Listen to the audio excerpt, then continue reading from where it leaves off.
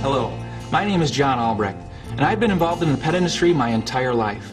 I have worked as a professional groomer, breeder, and even as a wholesale distributor of pet foods. And if there's one thing that I've seen over the years, it is a lack of understanding about proper nutrition for pets. It has always been extremely important to me that I am giving my pets the absolute best that I can, and I'm sure you feel the same way. Many people have asked me, what is the best food I can feed my pet?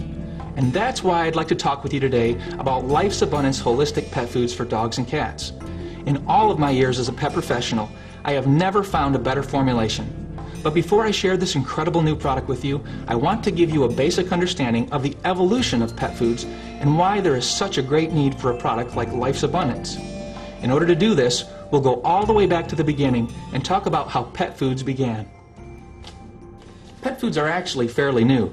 They were introduced about the time of World War II and consisted mainly of leftover grains and cereals. This wasn't done for nutritional reasons, but because these crops had been rejected from the human market, and rather than waste them, they were the start of pet foods. This was also the beginning of a whole new industry.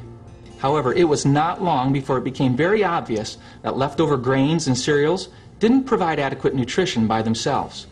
Therefore, meat began to be added so that puppies and kittens could at least grow up without being undernourished. But again, this was not prime USDA quality meat. It was what had been rejected from the human market and rerouted into pet foods. This meat is often categorized as the 5 Ds: dead, diseased, dying, disabled, and even drugged. You might be thinking, well, that was a long time ago. Surely things have improved by now. Well, you decide. Rejected animals of all kinds are still used in many commercial pet feeds. Ground up bones, feathers, and heads are still used as protein sources. Hard to digest grains and fillers are still used, as well as powerful chemical preservatives to maintain long shelf life. And our beloved animals are still suffering from shortened lifespans, as well as a variety of nutritionally related diseases. Did you know that dogs and cats have the genetic potential to live well into their 20s? Yet most die between 13 to 15 years of age. We feel this is due to poor nutrition. We invite you to take the Life's Abundance Challenge. Compare our all-natural, holistic diet to whatever food you're using now.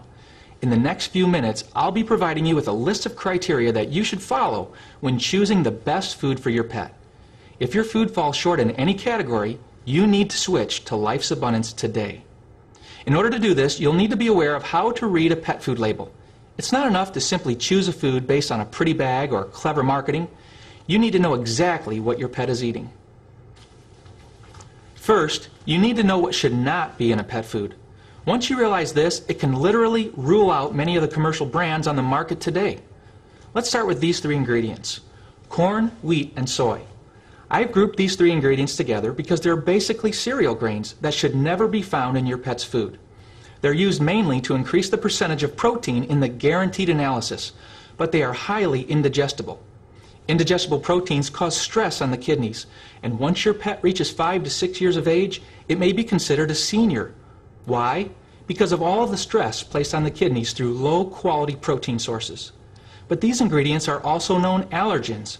Corn is thought to be the number 3 causing allergen among dogs and cats. Do you know any pets with allergy problems? Many pets with allergies often wind up on drug therapies, when all they may really need is a better diet. These ingredients come in a variety of names, such as ground yellow corn, corn gluten meal, whole grain corn, ground whole wheat, whole grain sorghum, wheat flour, and others. This renaming is usually done to hide the fact that these cereal grains may actually be the main ingredient when combined together.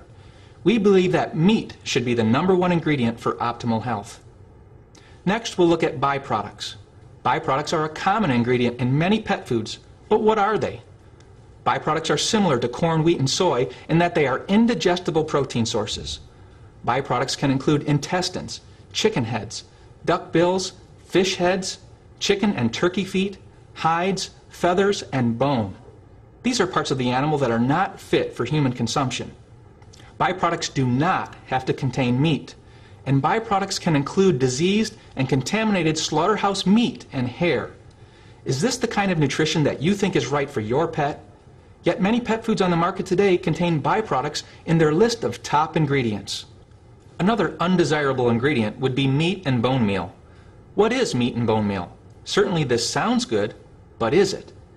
Meat and bone meal can legally include dead pets and animals from roadkill or vets' offices that have been ground up in rendering factories.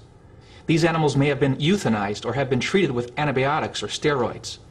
These animals may have died from all sorts of diseases, trauma, or natural causes. And again, we ask the question, does this sound like an optimal diet for your companion animal?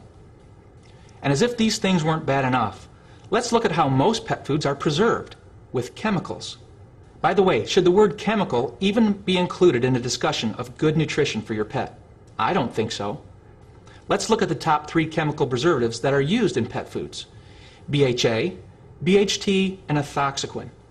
BHA and BHT have been known to cause liver and kidney dysfunction and are known carcinogens. Ethoxyquin has been used as a rubber stabilizer.